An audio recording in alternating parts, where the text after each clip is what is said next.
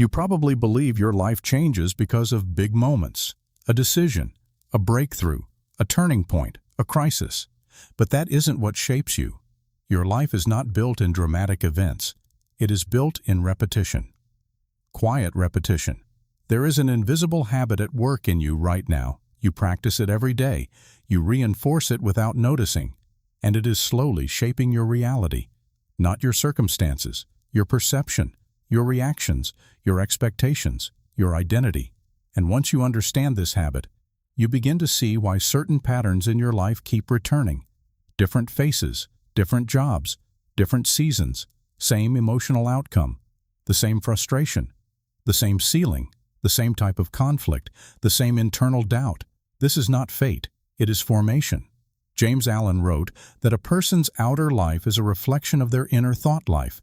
He did not mean that in a mystical sense, he meant it in a structural one.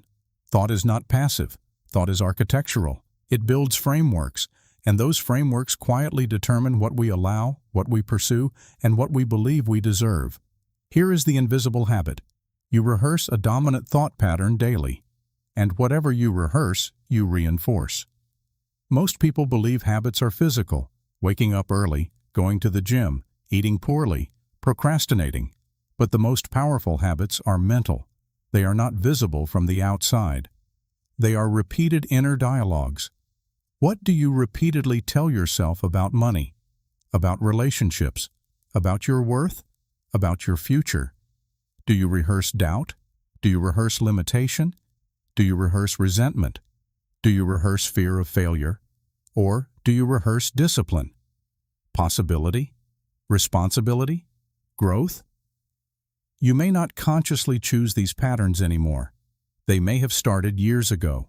A comment, a rejection, a failure, a betrayal. But once formed, they became automatic. And here is the danger. The mind does not distinguish between imagination and instruction when repetition is involved. The more you repeat a thought, the more it feels like truth. And what feels like truth begins to guide your behavior without permission. You don't apply for the opportunity. You don't speak up in the meeting. You don't leave the unhealthy environment. You don't attempt the goal, not because you consciously decided against it, but because the invisible habit whispered, "This won't work for you." James Allen warned that we grow into the image of our dominant thoughts, not occasionally, consistently. If you dwell in discouragement, you become discouraged.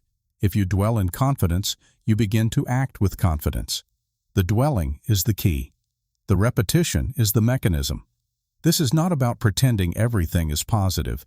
It is about recognizing that whatever you mentally rehearse becomes psychologically familiar.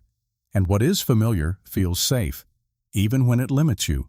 That is why some people stay in cycles for years, not because they lack intelligence, not because they lack opportunity, but because they unknowingly practice the same internal script. The invisible habit is not what you do, it is what you repeatedly think about yourself. And here is the turning point. The moment you become aware of the pattern, you interrupt its authority. But awareness requires honesty. You have to be willing to examine what you repeat internally.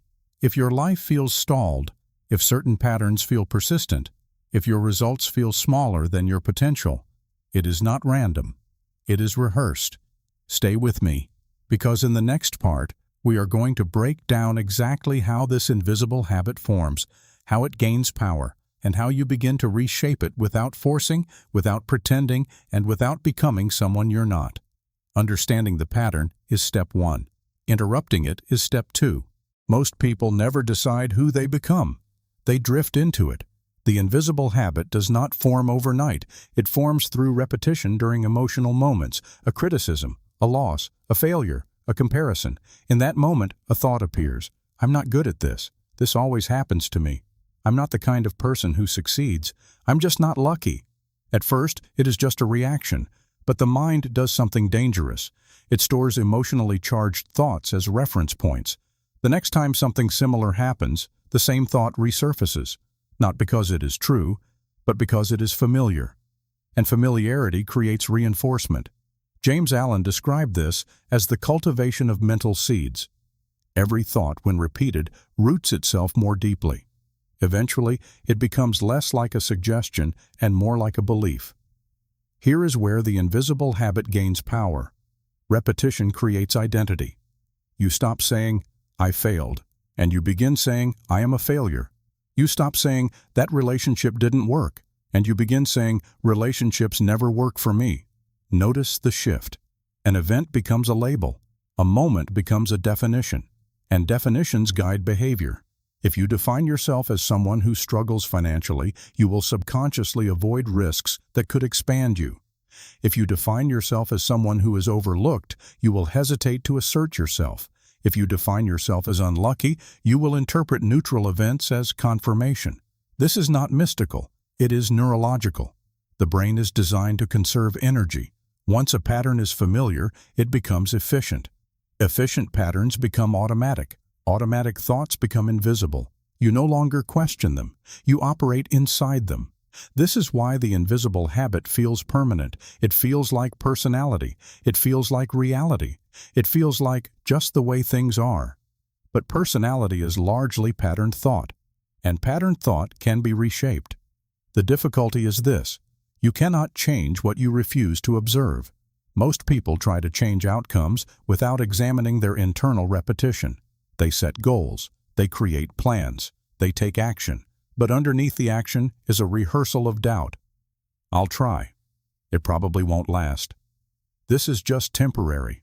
So the external effort is sabotaged by the internal script. James Allen was clear: as a person thinks in their heart, so are they. Not as they occasionally think, not as they wish to think, but as they consistently dwell. Dwelling is repetition. Repetition is conditioning. Conditioning becomes character, and character shapes destiny. The invisible habit operates quietly, but its results are loud. Look at your life honestly. Where are you repeating emotional reactions? Do you default to irritation, withdrawal, self-criticism, avoidance? These are not personality flaws. They are practiced responses. And anything practiced can be repracticed differently. But first, you must see how deeply repetition has shaped you. Every time you replay an old mistake in your mind, you strengthen it. Every time you imagine failure before attempting something, you condition hesitation. Every time you assume rejection, you subtly communicate insecurity. Your mind is always rehearsing something. The question is, what are you rehearsing most? If you rehearse limitation, you become comfortable inside limitation. If you rehearse growth, you begin to expect growth. And expectation changes posture. Posture changes behavior. Behavior changes results. This is how a quiet habit shapes an entire life. Not dramatically, not instantly, but consistently. In the next part, we are going to talk about interruption. Because awareness alone is not enough. You must consciously replace rehearsal with intention, and that requires discipline. Awareness is powerful, but awareness alone does not change anything. You can recognize a pattern for years and still live inside it. Interruption is where transformation begins. The invisible habit survives because it runs automatically. So the first step in reshaping it is simple, but not easy. You slow it down. When the familiar thought appears, you do not argue with it. You observe it. This won't work for me. Pause. Instead of accepting it as truth, you label it. That is a rehearsal. The moment you label the thought as rehearsal rather than reality, you weaken its authority. James Allen emphasized that the disciplined mind does not drift wherever thought pulls it. It directs thought, not violently, not emotionally, but deliberately. You are not fighting yourself. You are retraining repetition. Here is the practical shift. Every time the old script appears, you replace it with a conscious alternative. Not fantasy, not blind positivity, but constructive direction. If the old pattern says, "I always fail," the interruption says, "Failure is feedback. I adjust." If the old pattern says, "This is just how I am," the interruption says, "Patterns can be reshaped." If the old pattern says, "This will never change," the interruption says, "Change requires repetition." Notice something important. You're not trying to feel different immediately. You're trying to rehearse something different consistently. Because repetition, not emotion, builds identity. At first, the new rehearsal feels unnatural. That is expected. The brain resists unfamiliar patterns. It prefers the efficient route, even if that route leads nowhere. But discipline means choosing long-term direction over short-term comfort. James Allen wrote that a strong mind is one that governs itself. Governance is not suppression, it is guidance. You guide your thoughts where you want them to dwell. If you allow them to dwell in resentment, resentment strengthens. If you guide them toward responsibility, responsibility strengthens. This is not about blaming yourself for past patterns. It is about recognizing that repetition is neutral. It will build whatever you feed it. The invisible habit that shaped your current reality was built through repetition. The visible results you want will also require repetition. Daily rehearsal, daily correction, daily intention. You do not need dramatic change. You need consistent mental discipline. And here is the final truth. Your life will always move in the direction of your dominant rehearsal, not your occasional inspiration, not your temporary motivation, not your emotional highs, your dominant rehearsal. So ask yourself honestly, what have you been practicing internally? Doubt, hesitation, self-protection, or clarity? Responsibility? Deliberate growth? If your results feel repetitive, examine your rehearsal, because the invisible habit is not your enemy. It is your mechanism. And once you understand the mechanism, you regain control of the direction. This is not about becoming someone else. It is about consciously choosing what you repeatedly allow yourself to become. The invisible habit that shapes your reality can be interrupted, but only if you are willing to notice it and practice something stronger. There is something else you need to understand. The invisible habit does not just shape your results, it shapes your perception. Two people can face the same circumstance. One sees opportunity, the other sees confirmation of limitation. The difference is not intelligence, it is rehearsal. If you rehearse doubt long enough, doubt becomes your lens. If you rehearse growth long enough, growth becomes your filter. You stop asking, "Why does this always happen to me?" and you begin asking, "What can I learn from this?" That single shift alters direction. James Allen believed that circumstances do not define the individual. The individual defines how circumstances are interpreted, and interpretation determines response. Response determines outcome. So when you say your life keeps repeating itself, the real question is, what interpretation are you repeating? Are you reinforcing past identity, or are you constructing future identity? Because repetition works both ways. If you repeat self-criticism, you become fragile. If you repeat disciplined self-observation, you become strong. And strength does not mean loud confidence. It means internal stability.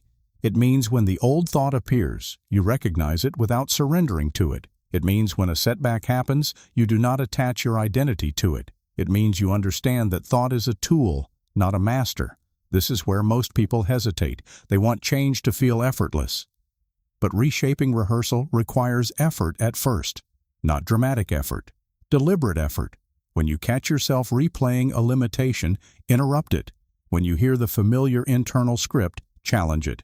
Not emotionally, structurally. Ask, is this thought building me or shrinking me? Is this rehearsal preparing me or protecting me? Protection feels safe. Preparation builds growth. You cannot rehearse protection forever and expect expansion. You cannot rehearse doubt and expect courage. The invisible habit shaping your life right now is simply the one you have practiced most consistently. If you change the practice, you change the pattern. And if you change the pattern, you change the direction. Not overnight, but inevitably. Because repetition always wins. It either builds a smaller life quietly, or it builds a stronger one deliberately. You are already rehearsing something. The question is, are you rehearsing the version of yourself you want to become, or the version you've simply grown used to? Take a moment and think about it. What is the one thought you return to most often when things get difficult? That thought is shaping more than you realize. And if this resonated with you, I want you to do something simple. Comment one word below that describes the pattern you're ready to interrupt. Awareness begins with naming it, and change begins with repetition in a new direction. The invisible habit is not your fate, it is your practice, and practice can be changed.